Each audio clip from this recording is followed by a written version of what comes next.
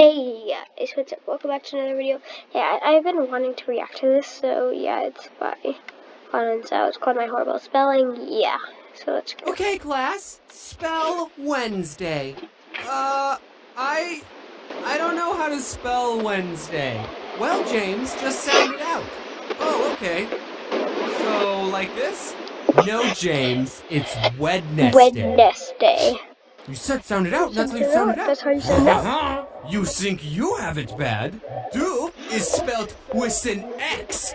Oh, by the way, when he said two, it's actually do. So yeah, just clarify.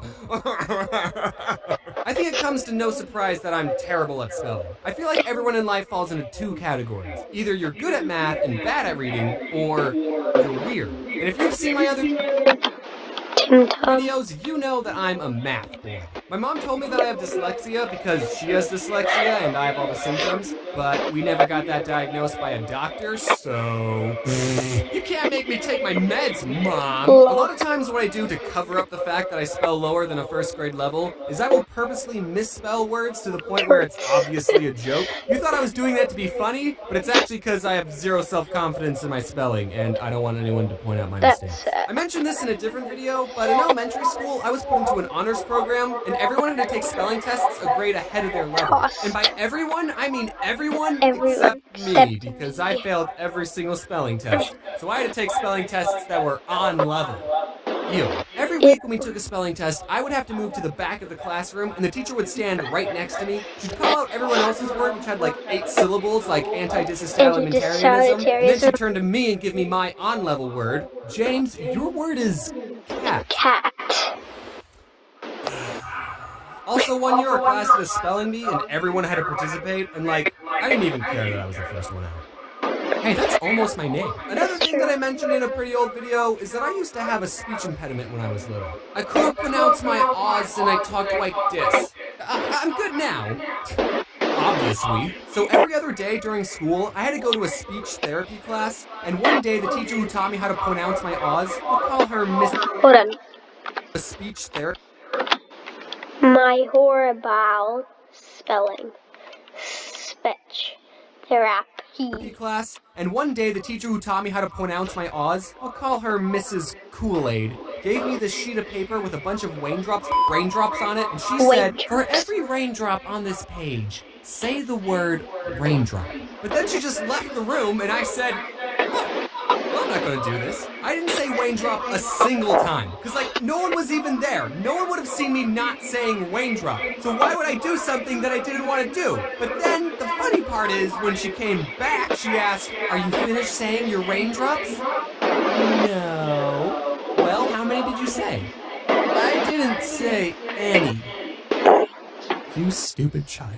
I told her the truth for some reason. I don't know why. It was probably the easiest lie in my life to get away with, but that's why I remember this story. I'm still mad at myself for telling the truth. And I had to say raindrop a bunch of times in front of her, and she would only go to the next raindrop until I said it right. And it was terrible. My feelings. Since I was struggling with reading and spelling, I had to get an IEP.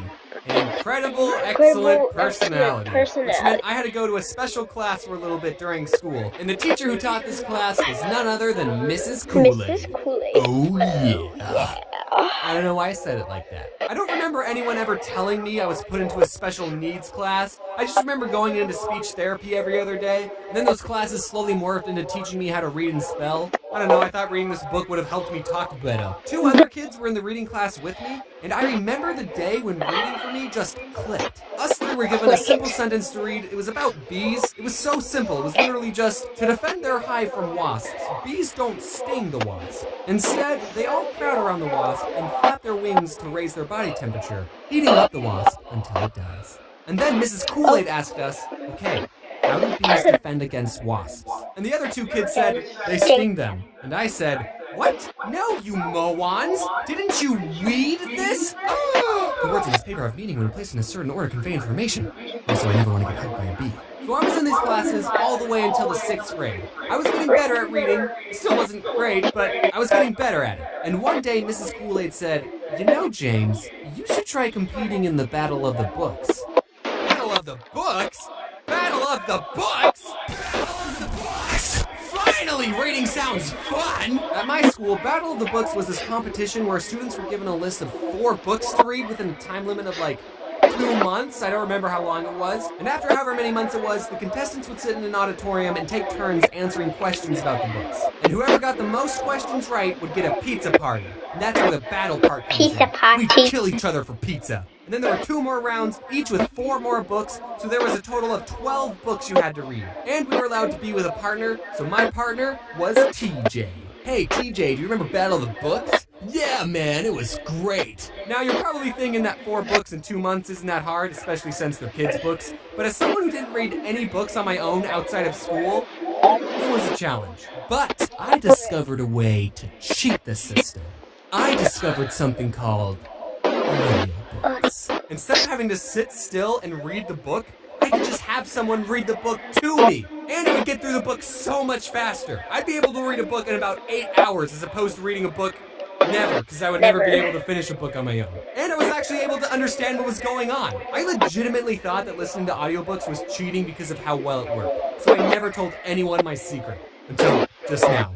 Please don't tell anyone. Also, I didn't just turn on an audiobook and start playing video games. No, I sat in my bed next to the CD player and followed along with the book, and sometimes I even took notes. I've wanted to talk about my love for audiobooks for so long, but I can't, because then people will think I'm getting paid by a certain company, but I'm not, and I'll prove it. Instead of wasting your money on quality audiobooks made by professionals, you guys should all check out LibriVox.org, where you can listen to free public domain audiobooks, which means there's only old-timey classical books on it, like Aesop's Fables, which in my opinion is all you need. Anyway, TJ and I did the Battle of the Books, and for one of the rounds, TJ was sick, so I had to answer the questions all by myself, and I never forgave him for that. And also the whole time, I was keeping track of everyone's points, and me and TJ got the most questions right. My math skills are finally being useful. I was already craving the pizza. After the last round, the teacher said, "Okay, I'll tally up all the points and let you all know who the winner is in a couple of weeks." But since I was keeping track of everyone's score, I already knew who won.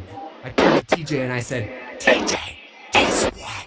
We already..." Oh, this is the round that you were sick of. I did not notice that until just now. But then a couple of weeks go by and I'm not hearing any news about a pizza party. I was expecting to walk into class one day and there would just be a pile of pizza boxes waiting for me, but that never happened. The teacher in charge of the competition was the librarian, so one day I went up to her and I asked, "So, did you ever say who won the Battle of the Books? Also, my favorite pizza is barbecue chicken." And she said, "Oh, these 2 5th graders won." So the Battle of the Books was for both 5th and 6th graders. I was a 6th grader, so I went to all the 6th grader battles, but apparently there was some low-life 5th grader who got every single question right and stole my pizza party. And that taught me a valuable lesson. Even when you work hard, you don't always get what you want in life. But that's okay, because one day you'll be an adult and you can buy all the pizza you want without having to read first. So that was it. Thank you guys for watching. Yeah, I guess I'll see you guys in the next one. So, bye.